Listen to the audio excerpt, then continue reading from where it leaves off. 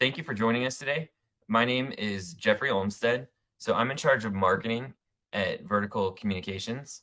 Um, this is the 7th in our series of webinars. You can go back and watch the previous 6.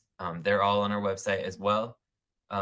Each month, we're just bringing in experts from the industry, and they're sharing just key insights into to how to do a cloud migration and accelerate your digital transformation.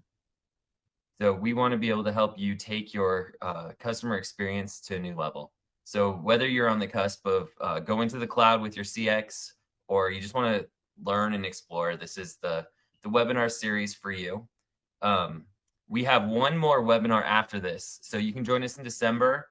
We're bringing in consultant Krista Heibel from CH Consulting, talking about companies that pursue CX transformation see results. So that's the last one next month. And you can always catch up on our previous webinars on vertical.com. Before we get too far into it, I want to go over who we are. So we are Vertical Communications. And what we're about is great CX. So we don't focus on a single vendor. We work with you to make sure that you have the best platform, that we can give you a unique offering. We call it the vertical difference. And we want each customer to be able to benefit from the vertical difference. So what is that? So we are a comprehensive communications partner. So from consultation and design through installation, support, services and upgrade, we're your one-stop shop. Our experts have decades of experience, so they understand the unique needs of each client, and we know what works and we know what doesn't. So our experience matters, and our solutions are not cookie cutter. We tailor everything to your specific needs. We make sure that you have access to the latest technology, and that you have the confidence that what you implement will fit your organization and your goals. So the thing that I would say our customers appreciate most about us is that we form a partnership with you. So we want you to reach your desired outcomes, and we want to be there to help you so that you can deliver that great customer experience. So that's who Vertical is. Today, we're going to have a really awesome conversation around integrations. And the conversation is going to be hosted today by our very own Curtis Furmanek, CX expert and solutions engineer here at Vertical. And we're also going to bring in special guest Bob Lenarcik. He's the senior CX solutions engineer at RingCentral. We're really grateful to have you here, Bob. And we're excited to hear what you have to say and the insights that you have to share with us. So I'm going to go ahead and turn it over to Kurt, and you can kind of take it from here. Very good. Thank you, Jeffrey. Hi there. Yeah, Kurt Furmanek here with Vertical Communications. Looking forward to today. We'll do this sort of in a fireside chat format, so we're not going to bury you with 85 different slides or anything else like that. And hopefully you'll get some value out of what we have for our discussion today. I know I've had the pleasure of knowing Bob now for a number of years, and have had a lot of terrific private conversations with him about a number of topics. And he's very insightful, and seems to be on the leading edge thought-wise for a lot of topics. And I think this is one that'll be of particular interest to a lot of you. So thank you very much for joining us today. If you're not with us and you're part of the recording, thanks for joining us on a time when you can be with us, and hope that you'll get some real value out of today's interactions. Bob, anything else that you need to say intro-wise, or are you ready to get started? Let's go. Let's go. Let's go. Okay, let's have a little fun. Okay, that sounds good. So the first question I would like to pose to you, and Jeff, if you want to bring this up, we'll treat this kind of in two ways, if you don't mind. So the first part of it is this. Again, we're really talking about seamless communications here. And so often what we're dealing with is you've got the agents in the contact center who've got some tools and some availability and resources that are available to them, and we're trying to help out their customers that are calling in or chatting or whatever interactions and stuff. but sometimes what they have just isn't good enough to get that first time resolution of what we're really shooting for. And as such, they need to be able to reach out to what we call an SME, a subject matter expert. And that's somebody who's not necessarily in the contact center. So Bob, what are some of the biggest barriers that we find in getting those two sets of resources together and communicating with each other? The agent that's trying to get first-time resolution for the customer that they're facing, and the information that they need to get to that they don't necessarily have. Well, I think one of the I've been working with contact center customers for almost 20 years now, and one of the things that I consistently see is a barrier is usually organizational. It's how the organization handles or structures the organization around the contact center. So in many cases, the contact center agents are fairly siloed off the rest of the organization, so that the tools and the ability to reach outside of the contact center are limited. Um, and a lot of organizations these days are also doing things like outsourcing some or all of their contact center. So that makes that connection between folks that are outside the contact center and those that are in the contact center more challenging. In many cases, technology is also another barrier. The tools, the communication tools that the companies deploy, in some cases are disconnected from each other. So like contact center separate from the communication system they use internally, whether it's internal messaging or the phone system. So those challenges usually are present in a lot of these organizations. So it behooves you then to, as part of that, then to try to have some commonality, for lack of a better word for it, of making sure you have something that can actually interact between what the agent has, as well as what the SMEs have, right? Because it doesn't help if all the SMEs are developers and they love Slack or whatever that is, and so they all live in their little Slack environment, but that doesn't really leverage or work very well for what may be on the contact center. And so is that kind of where we're going to, as one of those issues then? Yeah, a lot of organizations struggle with the idea of shadow IT, which is where different departments or groups will subscribe to either free or pay for services out of their departmental budget for tools that they need to communicate. And so because they're done without being coordinated or strategically deployed throughout the organization, you get these silos of not only the teams, like you mentioned, the developers working with Slack, and then the contact center folks working with the platform that they're using to handle the communications with the customers and the agents. You don't have that easy way to find out who's available, who can respond to a question in a timely fashion. Gotcha. And of course, nowadays, that first call resolution just becomes that much more critical. I know there's studies that are out there, and I've mentioned this in other webinars, just keep on reiterating it, that when it comes to customer interactions, after two bad interactions, customers are as much as 60% willing to look for another solution, and at 3 to 4, that's up to 95%. So it's not like you get that many kicks at the can for being able to do this. Right. I've seen studies that have been published that show that after two interactions, the churn is about over 90% in some areas. So again, customers don't have the patience to have to put up with poor customer experience, and especially if I have to call back multiple times to get an issue resolved. So Gotcha. you're right. You're right. Well, first call resolution is starting to become more of an important metric. But again, some organizations still haven't moved off of the metrics that they used to, in some ways, punitively feedback information to the agent on how well they're performing, like average handle time. They want to see that number go down. They want to see the number of calls handled by an agent during their shift go up.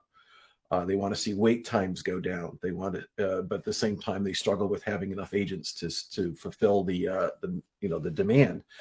And then obviously abandon rate's another metric that I see very often customers are using as a way to determine how their team is performing. But again, the reasons for those numbers to not be where they want it to be are usually in other parts of the workflows, how you structured the way customers get information outside of calling in or directly interacting with an agent. So in some cases, I think organizations really just need to start taking a step back and looking at holistically, how are they handling customers and their customers' needs when they need to get information or get an answer. And that's a key word, I think, toward the second element of that question. And because you're talking about organizational structure, holistic approach. And as that, Jeff, if you'll bring up that slide that we just had before, there's a second part to the question that I think is important to follow up on, and that is, what are the challenges to integrating systems? I'm assuming that there's some technology that's a part of it, but there's probably a human element too. Do you want to expand on all that? Well, like I mentioned, shadow IT, where you have different departments making choices about tools that they're going to use to enable their teams to work effectively. And because these tools are done outside of a coordinated effort, so you don't have a strategic plan for how am I going to integrate these platforms? Am I choosing platforms that have options for integration? Can I hand data between the systems, or can I make one system work within another?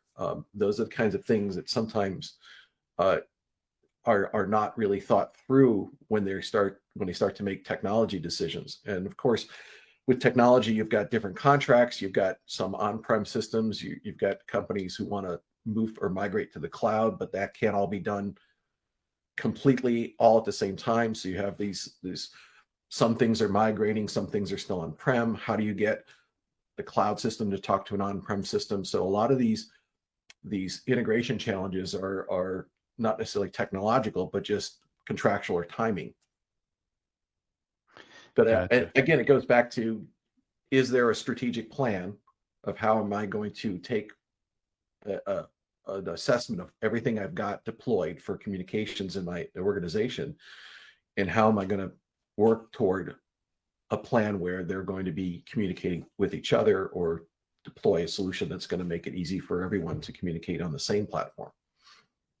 And I guess as part of that strategic plan, then, you can't just look at it as, okay, well, I'm going to do a contact center upgrade and that's going to fix everything, or I'm just going to, put this in place and that's going to fix everything. It sounds like and to another word that you said earlier, holistic. It sounds like part of the challenge of what you have to do on the human side is ensure that you've got these silos torn down as much as you can, or when you're looking at a strategic plan, involving as many teams as possible. Would that be a good assessment? Yeah, I think that change is hard for people, and organizations are a collection of people, and they all have different reasons why resisting change is something that they're going to inject into this plot process, right? They're going to be people who are going to push back. But I think that's another challenge that organizations have, is that you want to make a change, you want to improve things, but then how you go about doing it means you have to manage that change within the organization and within the different teams and leaders within the team. But coordinating everybody and coordinating everything with the right stakeholders is also critical. There you go. Getting the right stakeholders involved. Exactly. Very good. Thank you. That's terrific. Thank you for all of that. Just so I'm writing all this stuff down here. So, Jeff, would you mind if we move on to the next topic here? And that is,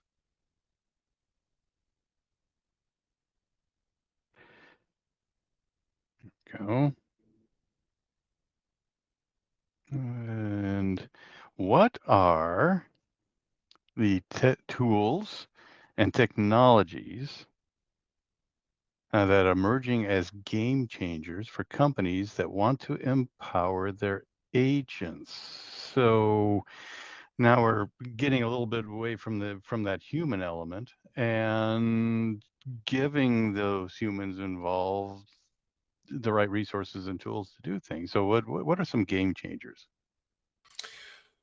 Well, I think one of the bigger game changers, I'd say one of the bigger challenges that I think tools can address is how do you capture institutional knowledge so that when an agent is onboarding, that they actually have access to the information they need to do their jobs effectively.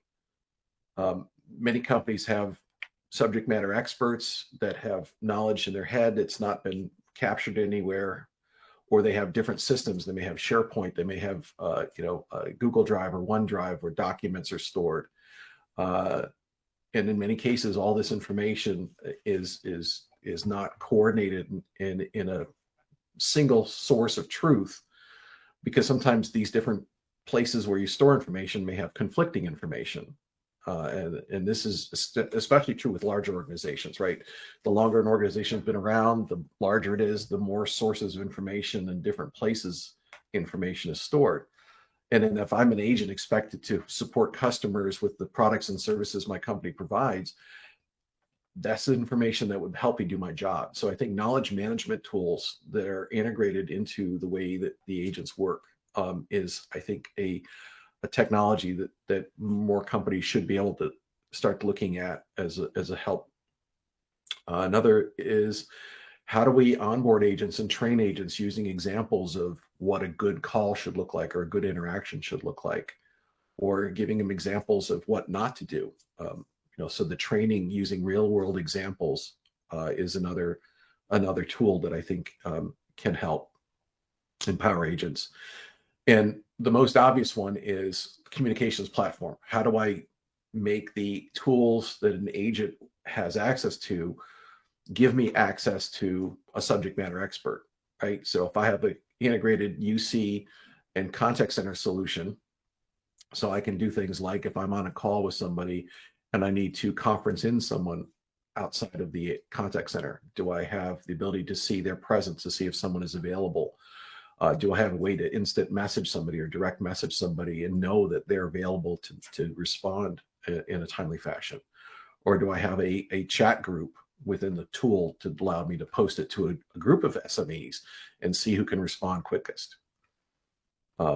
So those are the kinds of things that are ways that agents can get more knowledge, get onboarded quicker, be able to handle those calls on the first attempt, rather than having the customer call back multiple times. I just take a ticket and then I hand it off to somebody else to do the actual investigation or response. Gotcha. And so with these interactions, you mentioned presence. So it's not necessarily having to put somebody on hold. I hate I have to say it. It's one of those miserable things that I go through sometimes when I'm calling. I need support on something, and then somebody goes, "Okay, let me go talk to so and so about this. Can I put you on hold for a few minutes?"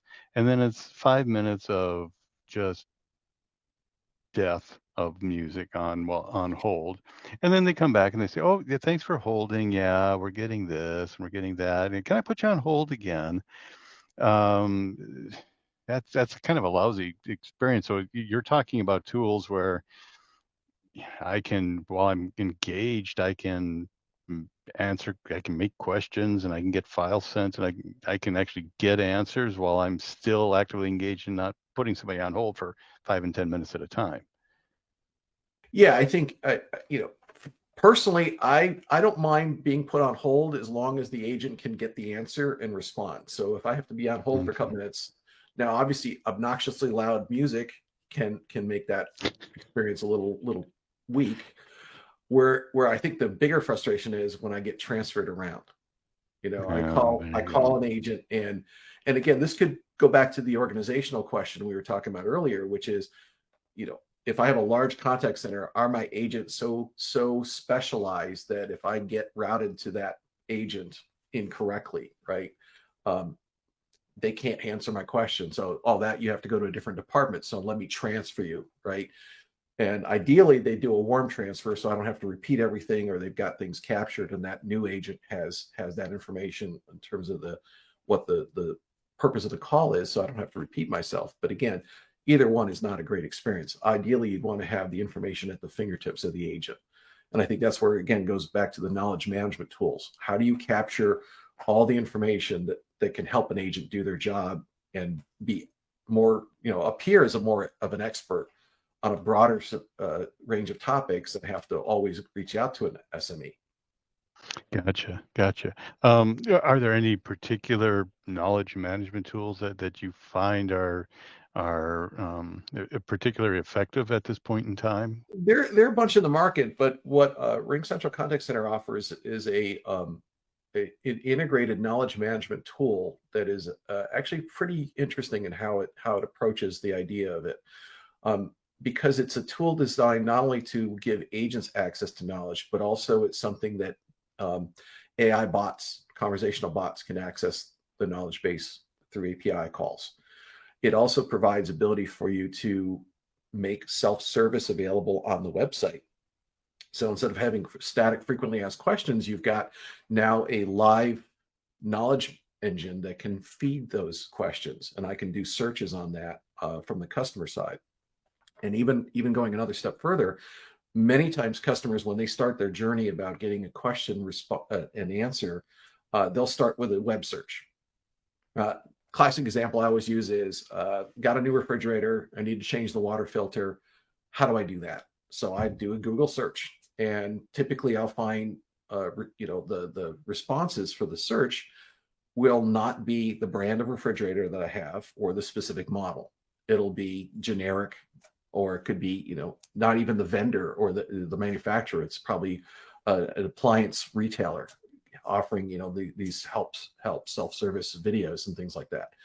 So this knowledge management platform can also help do search engine optimization. So now that, when I'm searching for let's say a GE refrigerator, it'll point me to knowledge that's curated by GE and not by some third party, or direct me to a different vendor's brand. So again, this is a tool that essentially allows the organization to capture information in one single place, manage it and curate it, but also make sure that anyone who needs access to it has availability to it, regardless of whether they're a customer doing self-service on a search engine, through your website, through the bot, if that's what you've deployed, and then if you get in direct contact with a live agent, does the agent have access to that same information? So single source of truth, accessible from anywhere. And I think that is the type of knowledge tool that I think a lot of organizations can really take advantage of.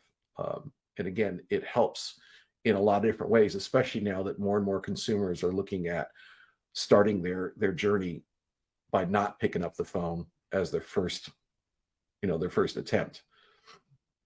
Yeah, absolutely. It's more, let's go to the internet. Let's figure out what's going on there. I mean, everything they can do I guess the last resort is I need to contact them because I can't seem to find it anywhere else. Yeah, I saw a report that showed that they said that 30% of calls coming into a contact center, in a very broad sense, is as a result of people not being able to find what they're looking for online.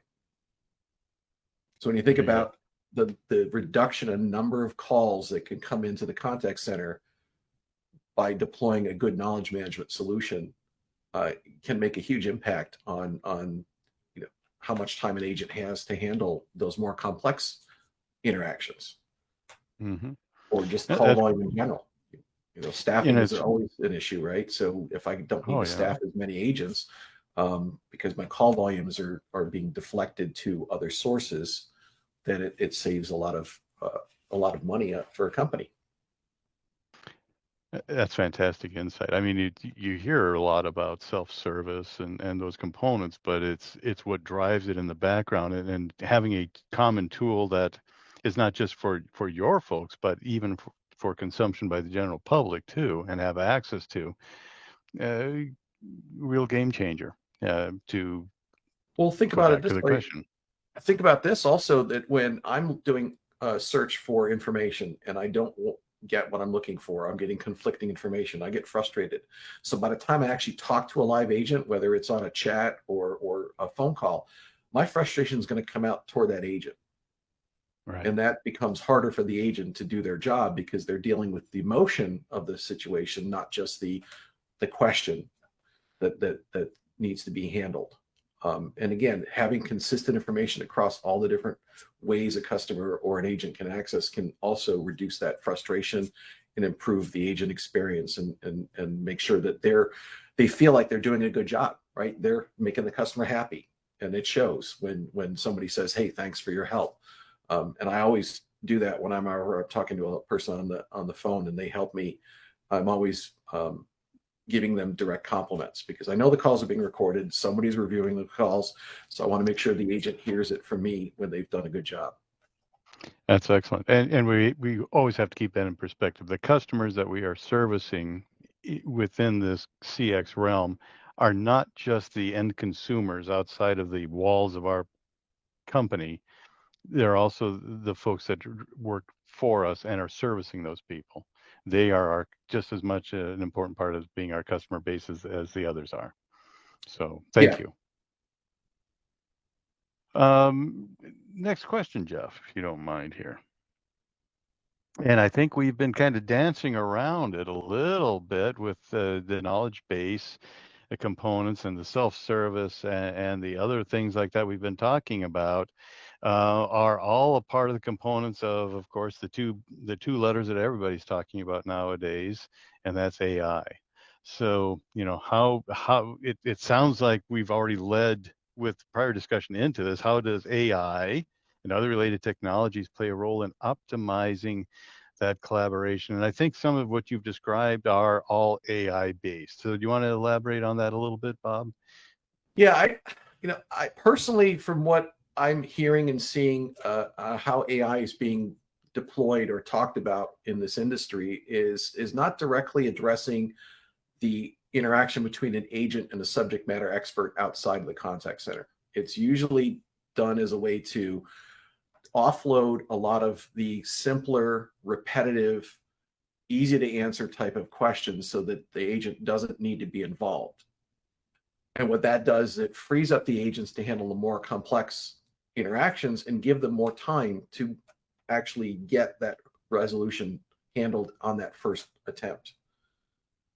So I think that's the biggest one, giving agents more time because you've now offloaded some of the more mundane, like where's my order? I need to refill a prescription, those kinds of things.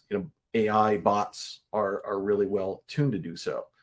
The other thing is that when organizations deploy a chat bot or an AI bot in the IVR, in many cases, they haven't really done a great job implementing it. So what happens is if a customer has to interact with the bot and it's a poor experience, I've seen cases where companies have done a poor job of implementing a bot, have actually increased their call volume significantly because people were getting frustrated with the bot. I know personally, and everybody that I've talked to, that when I ask them, "Hey, when is the last time you had a really good experience dealing with a bot?"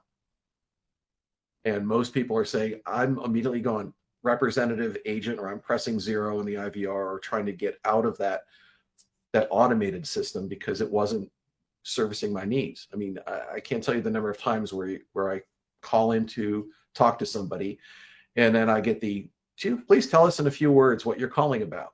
And I've learned to not speak in complete sentences. I just try to use keywords. And most of the time they're not programmed to even respond to the obvious keywords that I'm giving them.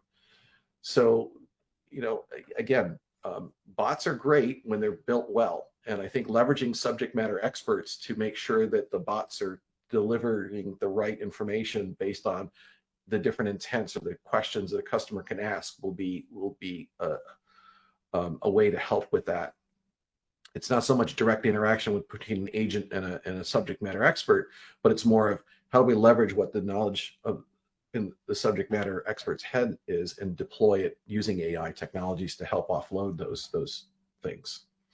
So and that's kind of leading to, okay, so how do you make that chat bot experience better. So is one of your thoughts to involve the subject matter experts as to knowledge transfer and the best means of being able to do that, or what are Yeah, your I think thoughts? obviously conversational AI, the technology is getting better, right? It's getting more human-like in terms of how you interact with a live person.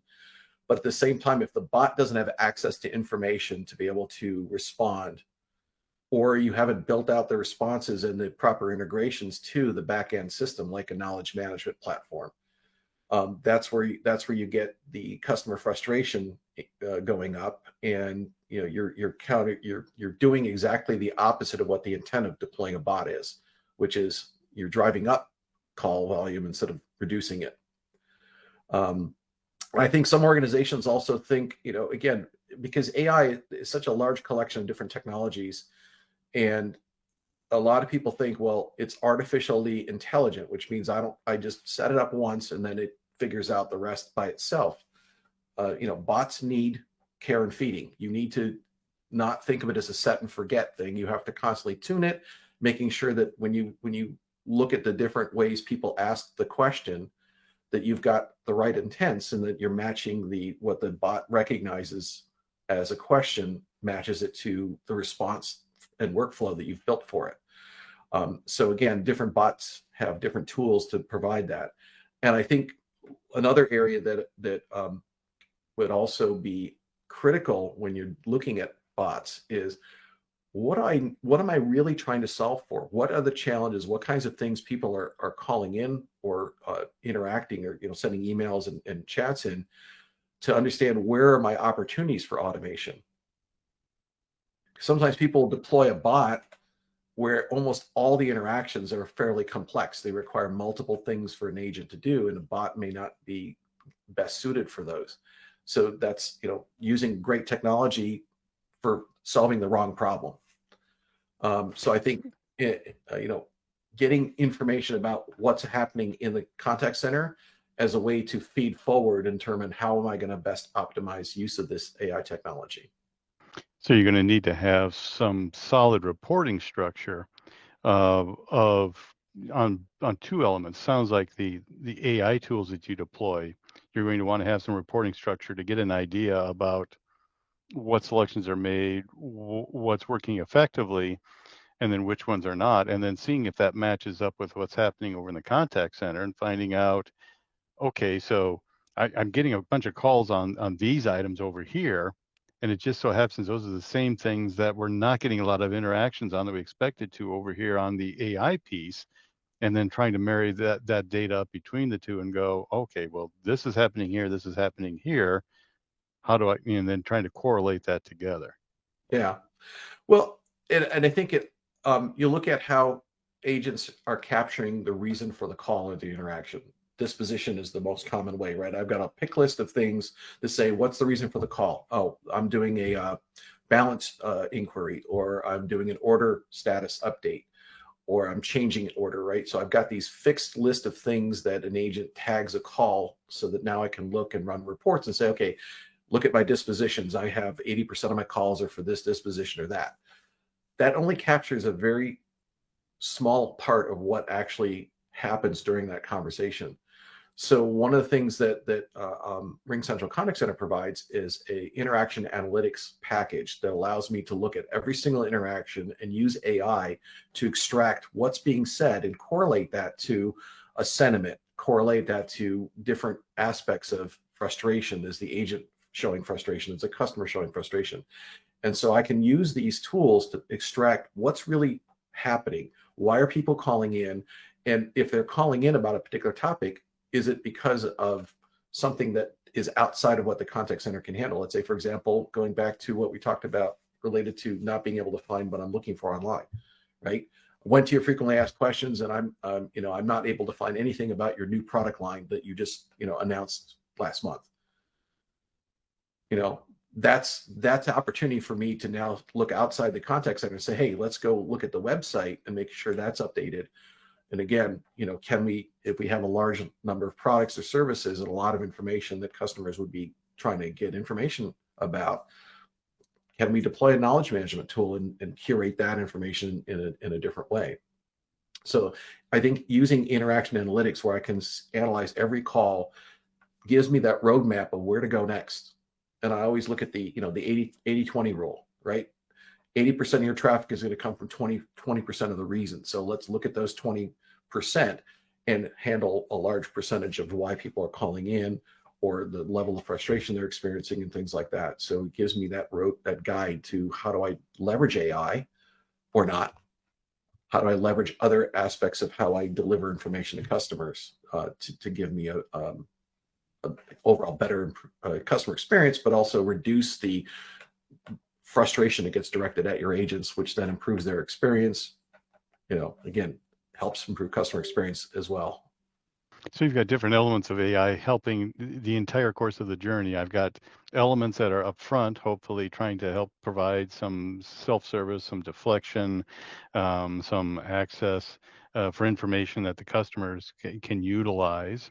Then I've got it, during the interaction, if I have an agent involved with the knowledge management component that, hopefully there was some availability on the front end, but maybe it's only available in the middle piece. But now I've got the access to the SME information to help at that component of it, and then I'm also leveraging the AI piece at the back end for the sentiment analysis and trying to understand where the customer was during that interaction and what got them to that state. So I've got different AI solutions that I can leverage during the entire course of the journey of that customer experience. Yeah, there's another tool that's also coming out called Guide, which allows you to instrument your website so that as customers are navigating the website, part of their journey, you can basically leverage AI and say, hey, you're spending a lot of time on this page. Is there something I can help you with? And maybe offer them knowledge-based links or to help them with a specific thing. Or you give them options for how they can actually reach out to talk to a live agent. Here's the chat link, or here's the phone. Do you want us to call you and then get you connected to an agent live? So there's different tools that help with that journey as well. That again, AI leverages or is leveraging AI on the back end to see what customers are doing before they ever reach out to an agent in the contact center. Fantastic. I look forward to using that a little bit more myself. Jeff, the next question, if you don't mind. So we've talked a lot about the customer journey and leveraging AI and knowledge bases and all of that, but all of this is based upon access to data and knowledge and pieces that the SMEs have access to, and we want to try to impart it to the agents and all. So I've got all this data that I'm trying to make available. How do I keep it secure? So what are some of the best practices? And then how do I make sure I maintain compliance within certain industries that demand that, like with PCI compliance, if I'm doing payment structures, if I'm in the healthcare realm, I've got HIPAA compliance I have to worry about. So, different industries have got different worries of maintaining that compliance. So now I've got all this data sharing I want to try to do, but how do I keep it secure? What are some of the best practices around that? Oh, we could spend a whole webinar session just on this topic alone. Yeah. It's a big one.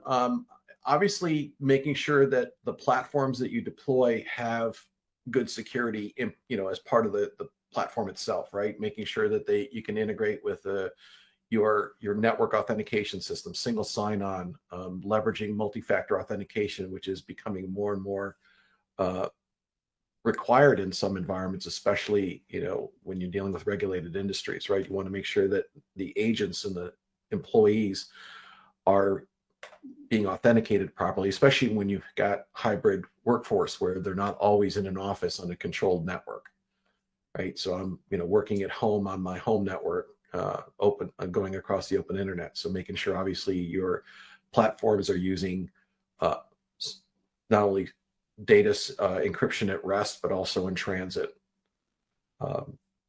Looking at how these different platforms leverage the same single sign-on platform. So I don't, again, have to force my employees to manage or use multiple usernames and passwords.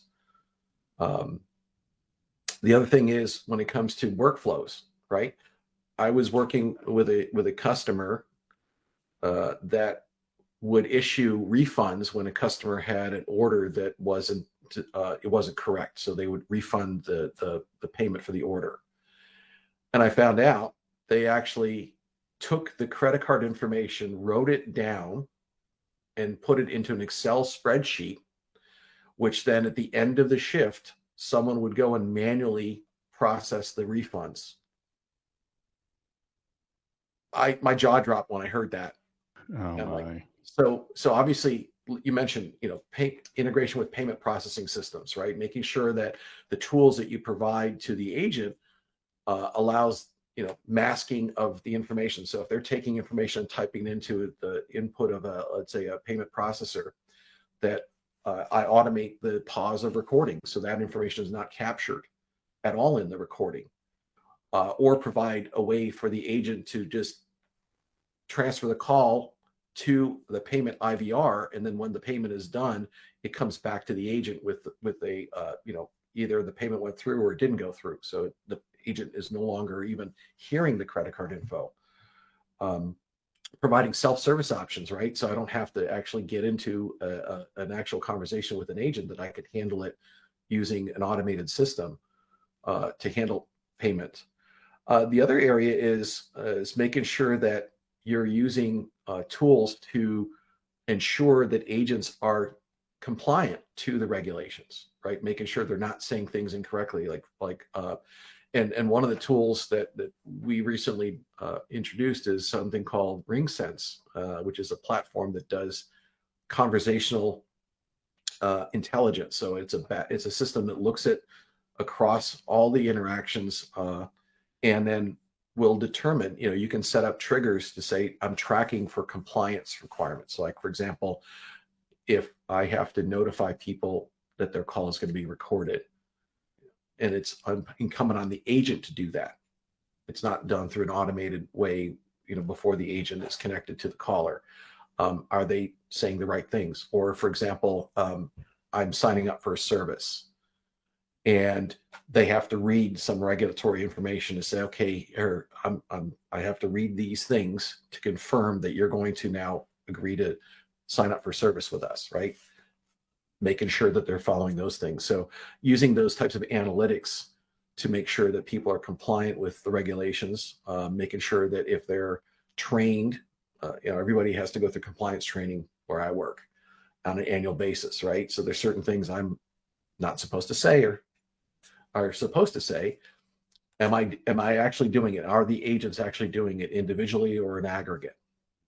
Those are the kinds of things that I think would help making sure that you're not going to violate regulations. Mistakes happen, and sometimes you get caught. But the problem is that if an auditor comes in, let's say, for example, I'm in the financial services industry, and someone violates a regulation, auditor will come in and determine whether or not that violation was a one-off mistake, or is it something institutionally the organization is not training the agents properly. Those penalties can be enormous. There was a bank in Australia that had a $300 million fine and penalty because they found that they were training their agents incorrectly on how to comply with a certain regulation. I heard, and money laundering is a big thing that banks and financial institutions have to make sure that people are compliant with. In 2022, banks got $10 billion in fines for money laundering violations.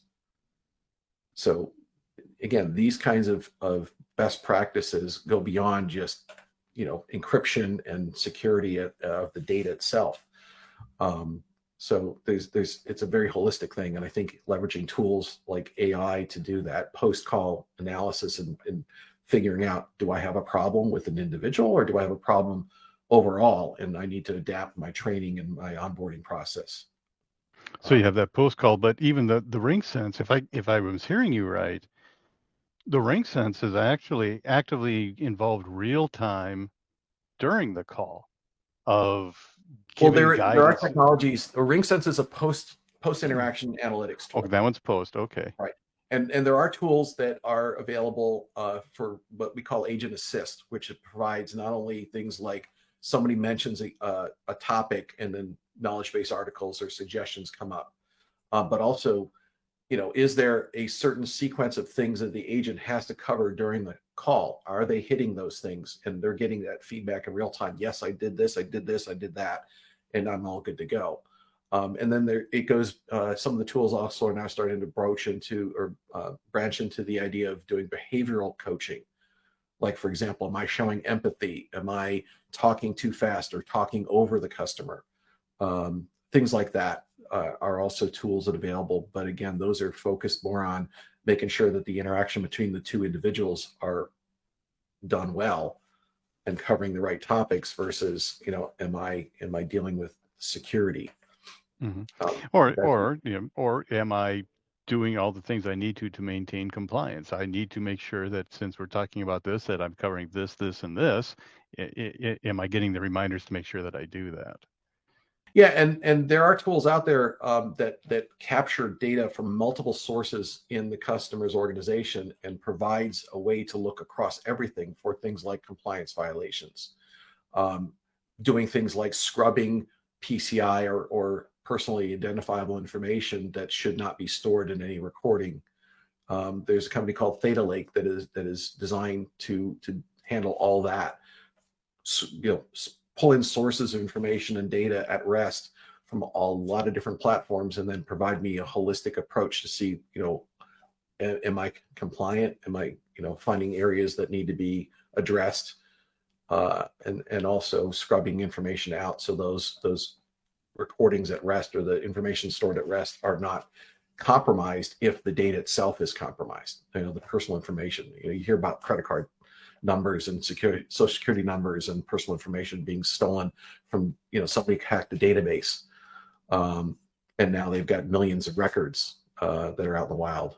I mean, I operate on the assumption that my data has been compromised so many times that everybody knows everything about me, and all I can do is keep track of when somebody tries to make an unauthorized charge on my credit card, and I get a new card. Yeah, So, here we go again. Yeah, I gotcha. Yeah. All right, we've got one more question here, and we're getting toward the end of our hour. This has been fast. Jeff, you'd be kind enough to share the last topic we want to talk about. And I think we probably covered a number of these already, but you can certainly, reiterate and expand on trends and innovations of integrated collaboration and contact centers, and how do we prepare for these changes? So, Bob. I'll take the second question first, because you're right. We did touch on a lot of the technologies or what innovations are either available today or coming, from more vendors.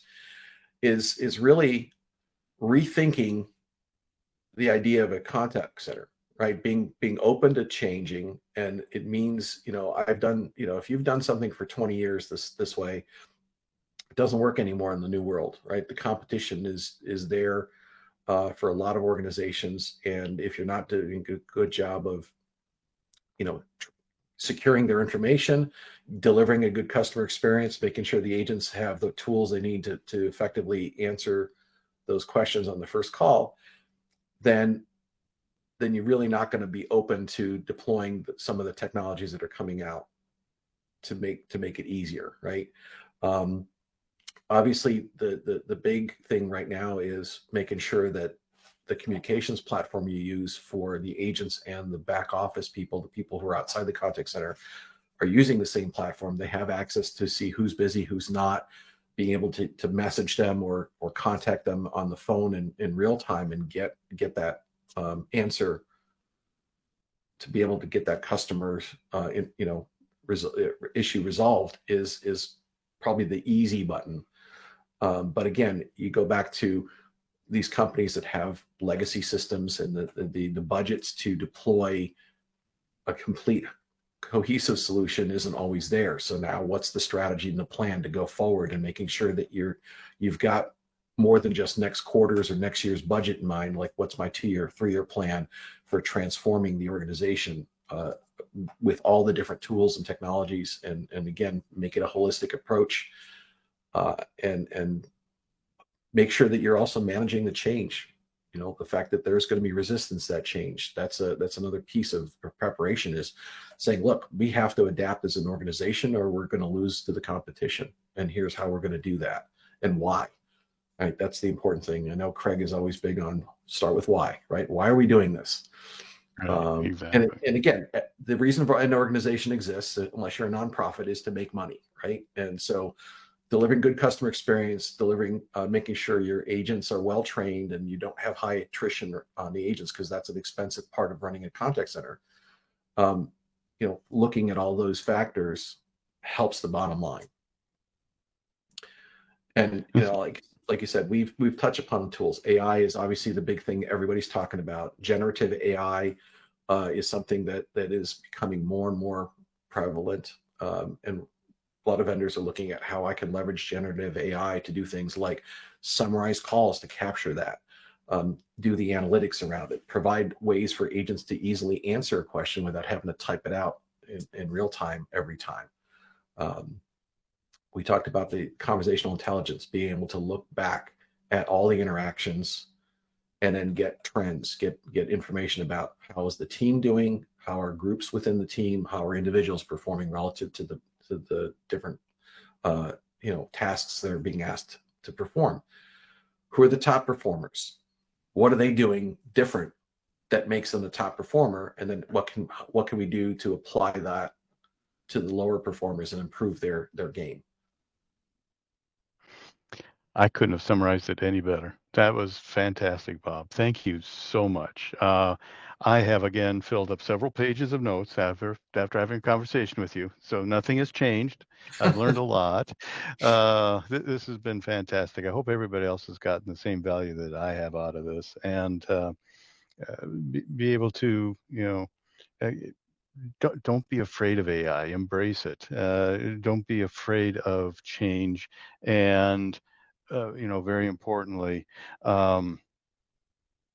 do what you can to help improve all of your customers' experiences, whether or not that they're outside of the walls or inside of the walls of your organization.